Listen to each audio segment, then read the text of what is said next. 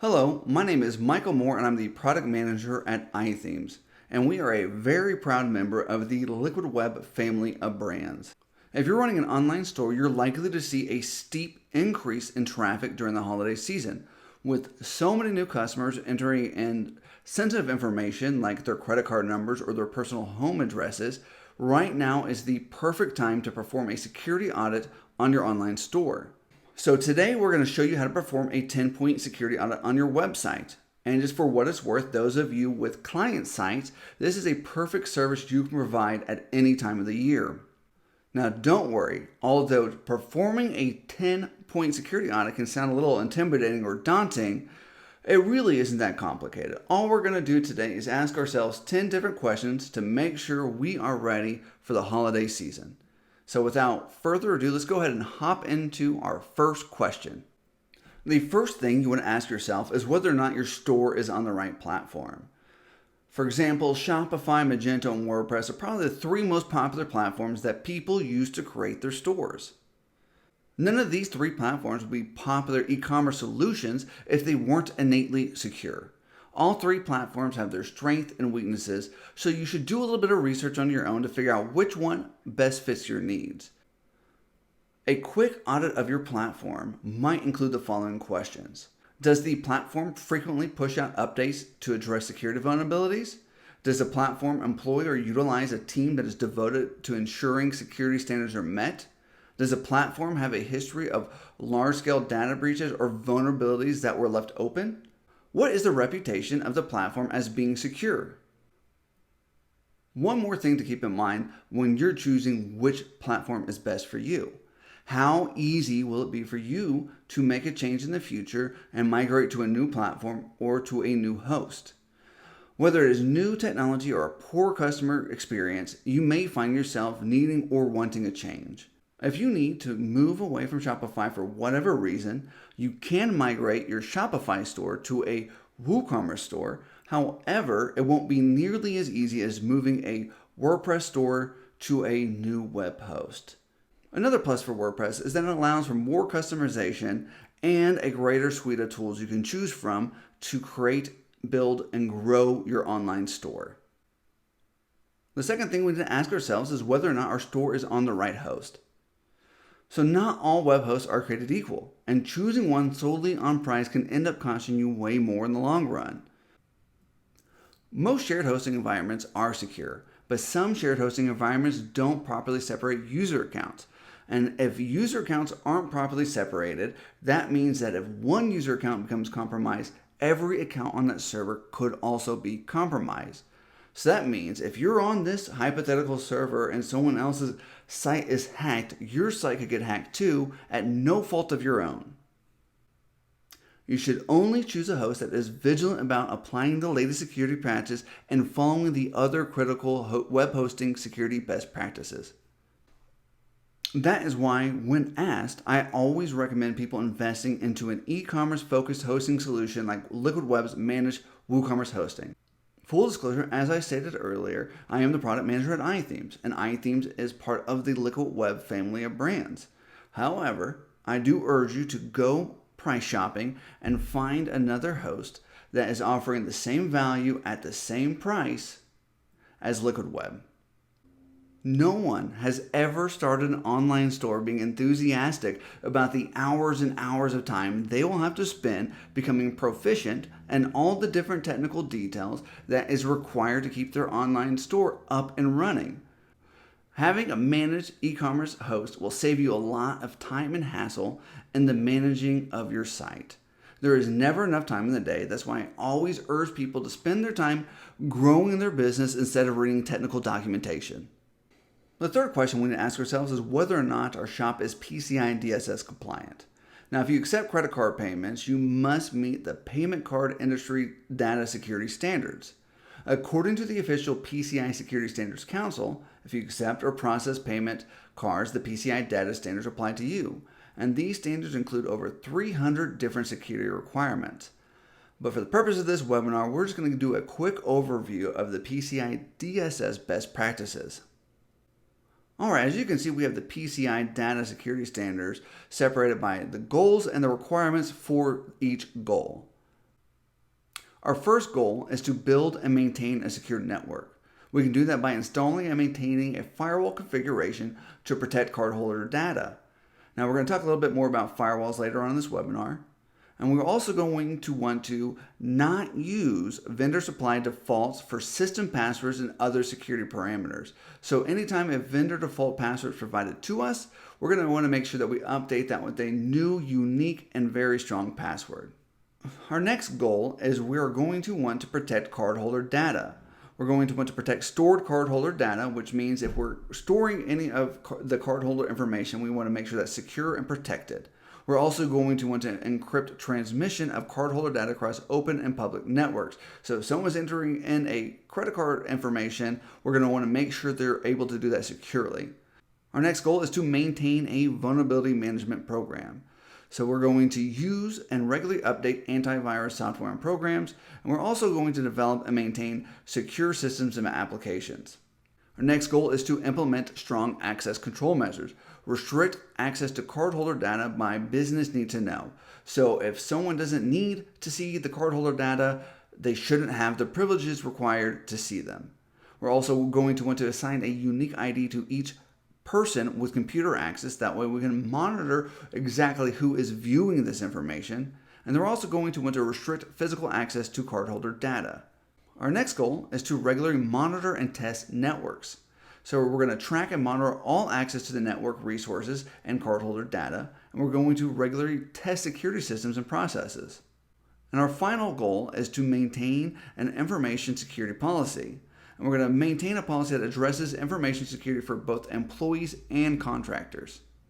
When you elect to take someone's debit card number, meeting these requirements will go a long way to prevent a malicious attacker from draining their bank accounts. I would strongly urge you to get some expert advice to ensure you're meeting the PCI DSS requirements.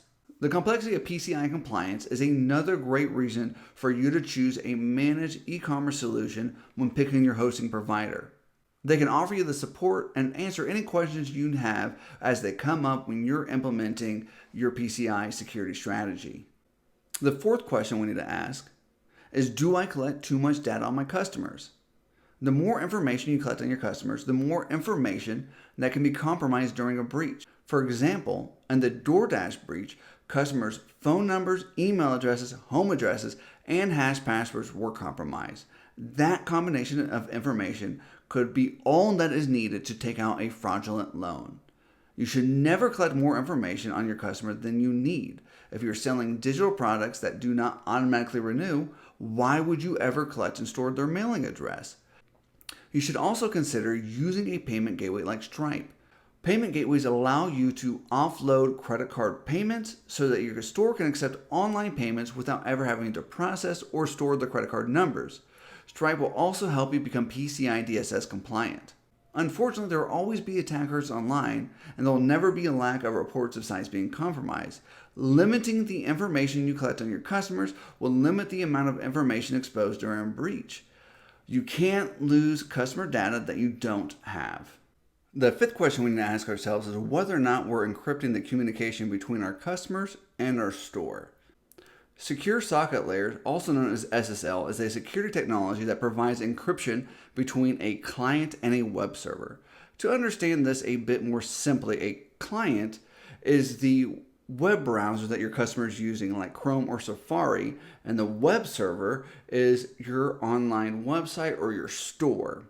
An easy way to tell if the website you're visiting has an SSL certificate installed is to look at your browser's address bar to see if the URL starts with HTTP or HTTPS. If the URL begins with HTTPS, you are safely browsing on a site using SSL. Let's take a moment to talk about how not having an SSL certificate can really cost you. Google penalizes sites without SSL certificates in their search results. This means it's going to be harder for potential customers to find your website. Not to mention that browsers mark websites without SSL certificates as insecure. And so those customers that do actually find your website are not likely to feel comfortable making a purchase. Now, according to a study by GlobalSign, 85% of online shoppers will avoid websites that are marked as insecure. So not having an SSL certificate can cost you with your SEO, with people finding your website and also with people feeling comfortable enough with you and trusting you enough to give you their money. Anytime a customer makes a purchase, there's communication that happens between their browser and our online shop. For example, when they enter their credit card number, their browser will share the number with our online store. After the store receives the payment, it then tells our customer's browser to let them know that that purchase was successful. One thing to keep in mind is that the information shared between their browser and our store server is that the information actually makes several stops in transit. So SSL provides encryption to that communication to ensure that their credit card isn't seen until it reaches the final destination of our store's server. To better understand how encryption works, think about how our purchases get delivered. If you've ever tracked the delivery status of an online purchase, you would have seen that your orders made several stops before arriving at your home. If a seller didn't properly package your purchase, it would be easy for people at every stop to see exactly what you purchased. SSL is a crucial tool in preventing bad guys from intercepting sensitive information like passwords and credit card numbers that are shared between your customer's browser and your store's server. The sixth question we want to ask ourselves in our security audit is, are my customers' accounts secure? A brute force attack is the most common type of attack you'll see on your customer accounts. Brute force is the type of hack where an attacker tries to guess a random combination of usernames and passwords until they find the right one. The reason why brute force attacks are so popular is that the barrier of entry is very low. You can find plenty of free password cracking tools just by doing a Google search. The great news is that using a WordPress security plugin like iThemes Security Pro makes it easy to prevent attacks on your customers' logins from being successful. iThemes Security Pro has 3 great settings to help you secure your customer accounts. The first setting is to force strong passwords. You can force your customers to use a strong password. So why would you want to do this? Well, in a list compiled by Splashdata, the most common password included in all database dumps was 123456. So our customers might need just a little bit of help in picking a password that's actually going to protect their sensitive information. The second setting is to refuse compromised passwords. You can force your customers to use a password that hasn't already appeared in a database breach. Even though 90% of people know that reusing a password is bad, 70% of people still do. And hackers can use a form of brute force attack called a dictionary attack. A dictionary attack is a method of breaking into a website with commonly used passwords that have appeared in database dumps. The collection number 1 data breach that was hosted on Mega for anyone to download included over 1 billion unique combinations of email addresses and passwords. That kind of score will make it really easy for a hacker to break into your customer accounts. The third setting is two-factor authentication. Using two-factor authentication is the best thing you can do to secure your customer accounts. Two-factor authentication is a process of verifying a person's identity by requiring 2 separate methods of verification. Google shared on its blog that using two-factor authentication can stop 100% of automated bot attacks. I really like those odds. You may be thinking that you would never want to make it harder for your customers to log in and give you money. And I truly understand where you're coming from, but let's take a look at the Ring camera hacks from a couple years ago and see what we can learn from them. So at the time, Ring, owned by Amazon, didn't require anyone to use two-factor authentication or strong passwords when creating a Ring account. Unfortunately, some of these Ring customers were using weak passwords and passwords that were previously compromised. And along with their poor password hygiene, they weren't using any two-factor authentication. And all of a sudden, you started seeing a ton of news stories about these different Ring cameras getting hacked. And the one that stood out the most, and the one that got shared the most, was this video of this little girl in her room. Unfortunately, some bad actors were able to get into her parents' Ring account and then watch what she was doing while she was playing in her room. And not only were they able to watch what she was doing, they were able to turn on the microphone and say some scary things to her, and the video showed her running out of her room. And guess what happened? The customers didn't look inward and blame themselves for using poor password hygiene. They blamed Ring and Amazon for not properly securing their account. And all the news stories that went around was that the Ring security was very poor and it was easy for people to hack into people's Ring accounts. The truth of the matter is that these Ring customers could have prevented these hacks from happening had they been using strong and unique passwords and securing their accounts with two-factor authentication. So what can we learn from this? It's actually up to us as store owners to require strong passwords and two-factor authentication to secure customers' accounts. Because when a customer's account is hacked, store owners are likely going to get the blame. All right, we're on number 7 on our list. Is the software running my online store up to date?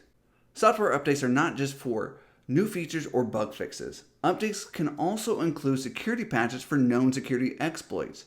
Having a vulnerability for which a patch is available but not applied is the number one culprit of all hacks. Having software with known vulnerabilities installed on your site gives hackers the blueprints they need to take over your website. It's hard to keep track of every disclosed WordPress vulnerability and compare that list to the version of the plugins and themes you have installed on your website. The iThemes Security Pro Site Scanner is your way to secure and protect your WordPress website from the number one cause of all software hacks. The Site Scanner checks your site for known vulnerabilities and automatically applies a patch if one is available. Check out the resource page for a link to our weekly WordPress Vulnerability Roundup, where we report the latest plugin and theme vulnerabilities. You can also sign up to have the vulnerability report sent directly to your email inbox every week at no cost to you. The 8th question on our audit is, am I regularly visiting the front end of my website? When was the last time you ran through the front end of your site or even looked at your homepage? As busy site owners, we typically log straight into the back end of our sites to add new products, contents, or to perform site updates. Running through your site's pages and products can help you find signs that your site's been compromised. You should look for these 3 signs of infection when inspecting the front end of your website, or if you find yourself asking, has my site been hacked? Check your homepage for changes. The primary goal of some hacks is to troll a website or to gain notoriety, so they only change your homepage to something they find funny or to leave a hacked by calling card. Look for any malicious pop-ups or spam. Are there any products being advertised on your site that you don't sell? Can you find any unexpected redirects? Do you click on one of your product links only to be redirected to a malicious shop trying to harvest your customers' data? One additional tip for when you perform your front-end audit: disable your ad blocker. Having an ad blocker enabled could actually prevent you from seeing some malicious pop-ups or spam when you're performing your audit. The 9th question we should be asking ourselves is whether or not we're using a content delivery network and a web application firewall. Using a content delivery network, also referred to as a CDN, like Cloudflare CDN, can help protect your shop from DDoS attacks. A CDN will help mitigate a DDoS attack in a couple different ways. The first thing a CDN will do is a CDN can help mitigate a DDoS attack in a couple different ways.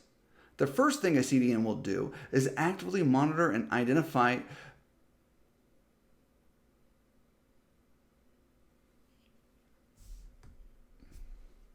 a CDN can help mitigate a DDoS attack in a couple different ways. The first thing a CDN will do is actively monitor and identify that your site is under attack, which is critical.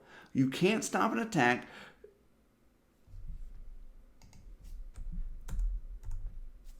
A CDN can help mitigate a DDoS attack in a couple different ways. The first thing it can do is it can actively monitor and identify that your site is under attack, which is critical. You can't stop an attack that you aren't set up to detect. Once malicious IPs are identified, the CDN will prevent any requests from the IPs from ever hitting your website.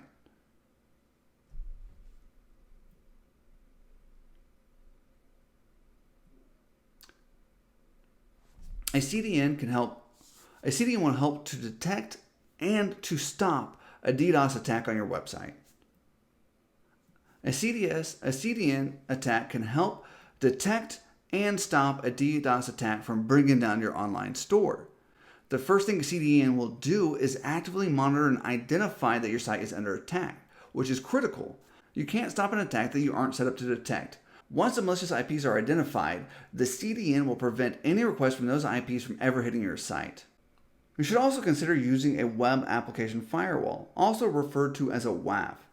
A WAF is able to identify and filter out malicious traffic before it hits your website. Now, unlike a PHP application firewall, so one provided by a WordPress plugin, A cloud web application firewall, like the one provided by Cloudflare, isn't on the same server as your site. So all the security filtering is done off-site and doesn't add any extra load or slow down your website. All right, we're down to our final question we need to ask ourselves. Do I protect my connection when working in public spaces? One of the great things about running an online store is that you can work from anywhere. Unfortunately, public Wi-Fi is known to be very insecure, making public libraries, hotels, coffee shops, and airports prime locations for hackers to intercept communication and harvest passwords. I once worked with an iThemes Security Pro customer who couldn't figure out how their admin account kept getting hacked, even after they changed their password multiple times. After some back and forth, I found out that they like to do most of their work from their local library, and that while they were connected to the library's public Wi-Fi, they weren't using a virtual private network or a VPN. A virtual private network allows you to safely communicate with your bank or online shop by encrypting your internet traffic. Since the iThemes Security Pro customer wasn't using a VPN, their traffic wasn't encrypted and their password kept getting intercepted by a malicious actor. After we suggested that they try using a VPN while working in their local library, they happily reported back to us that using the VPN put a stop to the hacks. All right, let's take a look at the 10 important questions that you should be able to answer after performing a security audit on your online shop. Is my store on the right platform? Is my store on the right web host?